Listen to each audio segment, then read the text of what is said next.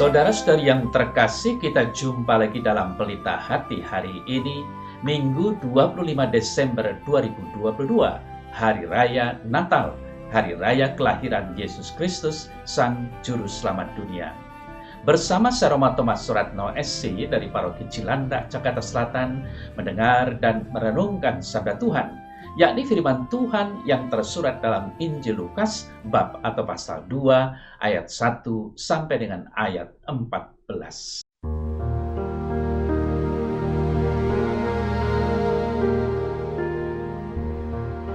Pada waktu itu Kaisar Agustus mengeluarkan suatu perintah menyuruh mendaftarkan semua orang di seluruh dunia. Inilah pendaftaran yang pertama kali diadakan sewaktu Kirenius menjadi wali negeri di Syria. Maka pergilah semua orang mendaftarkan diri masing-masing di kotanya sendiri. Demikian juga Yosef pergi dari kota Nazaret di Galilea ke Yudea, ke kota Daud yang bernama Betlehem, karena ia berasal dari keluarga dan keturunan Daud, supaya didaftarkan bersama-sama dengan Maria tunangannya yang sedang mengandung. Ketika mereka di situ, tibalah waktunya bagi Maria untuk bersalin, dan ia melahirkan seorang anak laki-laki, anaknya yang sulung, lalu dibungkusnya dengan lampin dan dibaringkannya di dalam palungan, karena tidak ada tempat bagi mereka di rumah penginapan. Di daerah itu ada gembala-gembala yang tinggal di padang menjaga kawanan ternak mereka pada waktu malam. Tiba-tiba berdirilah seorang malaikat Tuhan di dekat mereka, dan kemuliaan Tuhan bersinar meliputi mereka, dan mereka sangat ketakutan. Lalu kata malaikat itu kepada mereka, "Jangan takut, sebab sesungguhnya aku memberitakan kepadamu kesukaan besar untuk seluruh bangsa. Hari ini telah lahir bagimu Juru Selamat, yaitu Kristus Tuhan di kota Daud. Dan inilah tandanya bagimu. Kamu akan menjumpai seorang bayi dibungkus dengan lampin dan terbaring di dalam palungan." Dan tiba-tiba tampaklah bersama-sama bala tentara surga yang memuji Allah, katanya, "Kemuliaan bagi Allah di tempat yang maha tinggi, dan damai sejahtera di bumi di antara manusia yang berkenan kepadanya."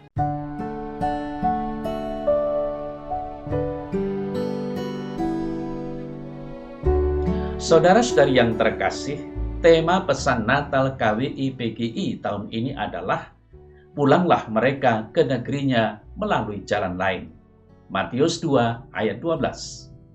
Kita tahu bahwa kutipan ini sebagai petikan dari kisah orang-orang Majus dari timur yang dengan bantuan bintang datang mencari raja orang Yahudi yang baru saja lahir untuk dapat menyembahnya dan mempersembahkan emas, kemenyan, dan mur.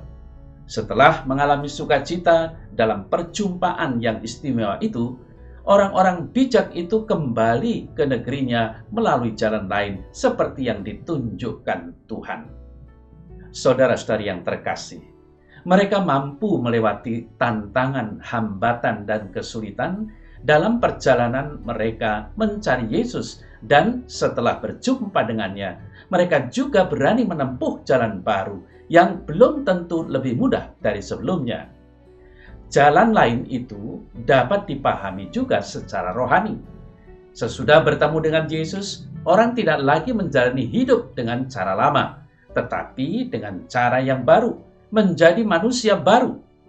Dengan demikian, Natal juga mengajak kita untuk menemukan jalan baru dan kreatif dalam mewartakan kasih-Nya kepada sesama dan semua makhluk ciptaan. Saudara-saudari yang terkasih, dari pelukisan kisah yang kita dengar malam ini menunjukkan bahwa Sang Juru Selamat yang tidak lain adalah Yesus Kristus lahir dari rahim perawan Maria, di mana bayi itu diletakkan dalam palungan tempat makan hewan. Sangat menyentuh hati. Lalu kita juga mendengar bala tentara surga yang memuji Allah. Kemuliaan bagi Allah di tempat yang maha tinggi, dan damai sejahtera di bumi di antara manusia yang berkenan kepadanya. Namun yang perlu kita camkan adalah seruan para malaikat sebelumnya kepada para gembala yang mengatakan, "Jangan takut, sebab sesungguhnya aku memberitakan kepadamu kesukaan besar untuk seluruh bangsa. Hari ini telah lahir bagimu Juru Selamat, yaitu Kristus Tuhan di kota Daud. Dan inilah tandanya bagimu.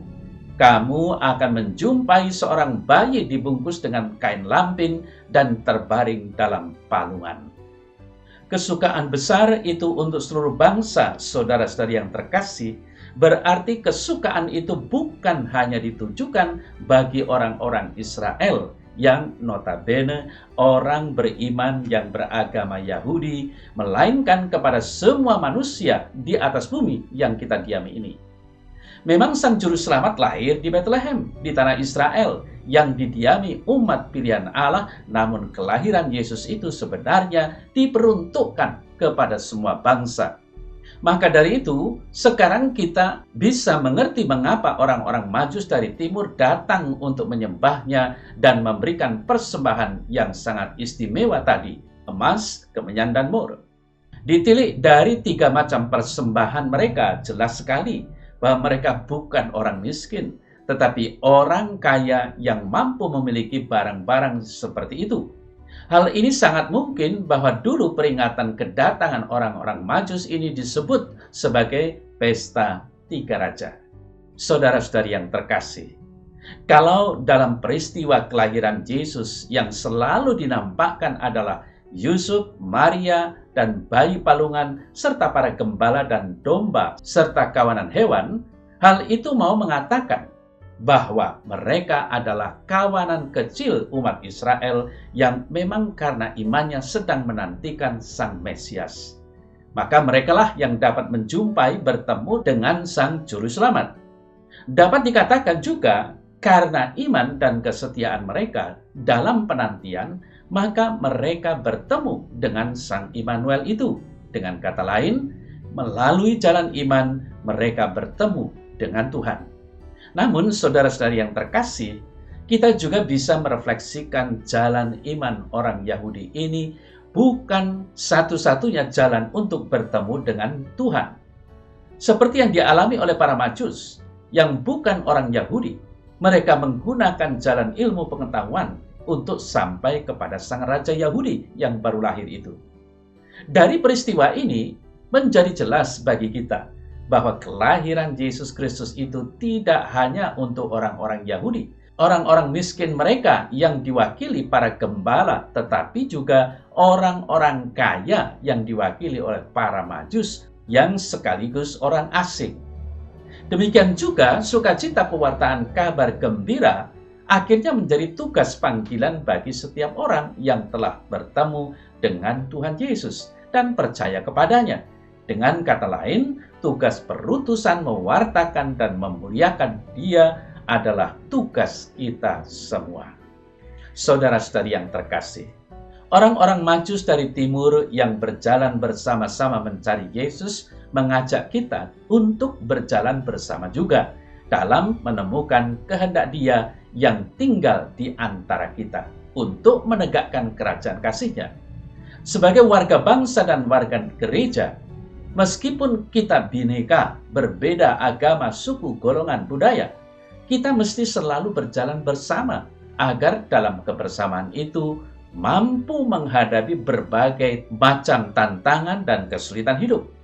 Keanekaragaman merupakan anugerah Allah yang harus disyukuri, dirawat, dan dikembangkan. Kebinekaan yang kita sadari sebagai anugerah Tuhan itu seharusnya mendorong kita untuk saling bergandengan tangan dalam mewujudkan tata kehidupan bersama yang lebih bermartabat. Saudara-saudari yang terkasih, tidakkah dengan berjalan bersama kita dimampukan untuk pulih lebih cepat, bangkit lebih kuat, membangun kembali kehidupan dari keterpurukan dalam berbagai bidang akibat pandemi COVID-19, membangun peradaban kasih di tengah menguatnya tindak kekerasan, merajut kerukunan di tengah merebaknya intoleransi, mempopulerkan budaya jujur di tengah mengguritanya tindak kejahatan korupsi, menggemakan pertobatan ekologis di tengah maraknya kerusakan lingkungan hidup, dan mengembangkan hidup berpolitik yang beretika menjelang pesta demokrasi tahun 2024. Dengan berjalan bersama, saudara saya terkasih, dapat menghasilkan kekuatan yang luar biasa. Oleh karenanya, semangat itu perlu ditopang dengan sikap saling memahami, menerima, mendengarkan, dan menghargai kawan, yaitu seluruh warga bangsa kita. Kita hilangkan berbagai pikiran negatif dan prasangka buruk. Kita kembangkan budaya hidup damai dan bersaudara.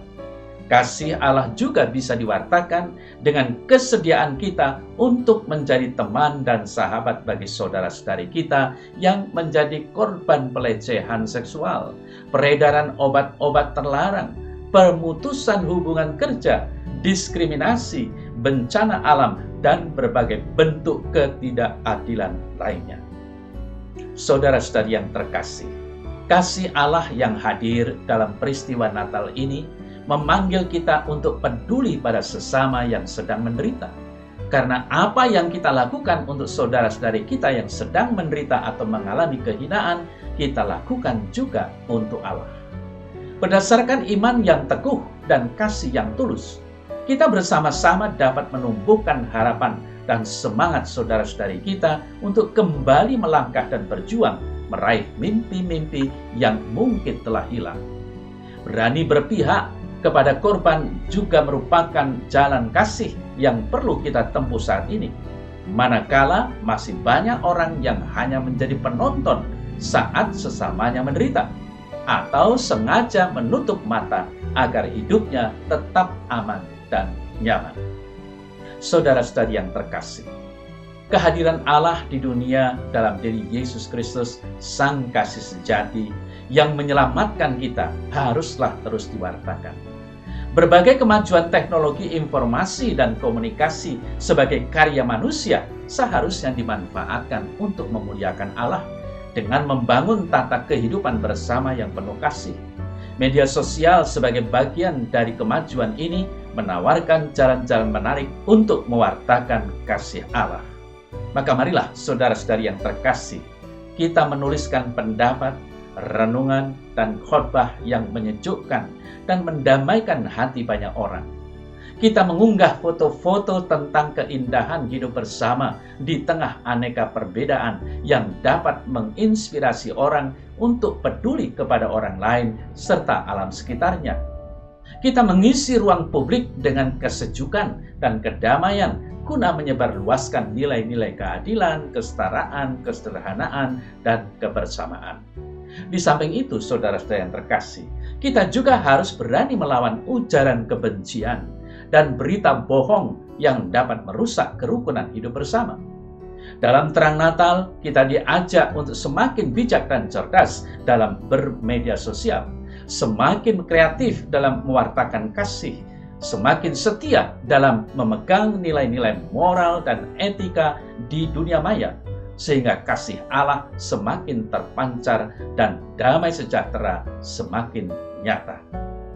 Saudara-saudari yang terkasih, jalan-jalan kreatif yang ditawarkan oleh media sosial sudah sepantasnya lah kita manfaatkan sebagai sarana pewartaan, sehingga mampu menggerakkan banyak orang untuk menjadi duta-duta kasih dan pelopor perdamaian di lingkungan keluarga, gereja, dan masyarakat. Semoga dalam menyambut dan merayakan hari Natal ini, kita sungguh merasakan kasih-Nya.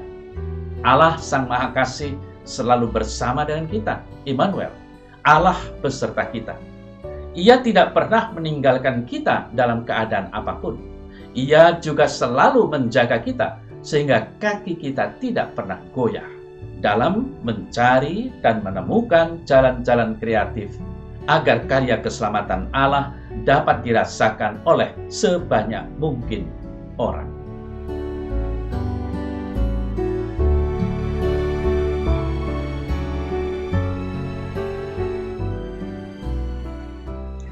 Dalam nama Bapa dan Putra dan Roh Kudus. Amin. Ya Tuhan Allah, kami bersyukur dan bersukacita atas kelahiran Putramu menjadi manusia di dunia ini. Engkau yang tak kelihatan menjadi kelihatan dalam diri Yesus. Semoga bersama Dia dan bersama semua orang beriman yang percaya akan Yesus Kristus Sang Mesias, kami dapat mewartakan dan bersaksi akan karya keselamatan di dalam hidup kami kepada dunia dan segala makhluk. Amin. Semoga Allah yang Maha Kuasa memberkati saudara sekalian, Bapa dan Putra dan Roh Kudus. Amin.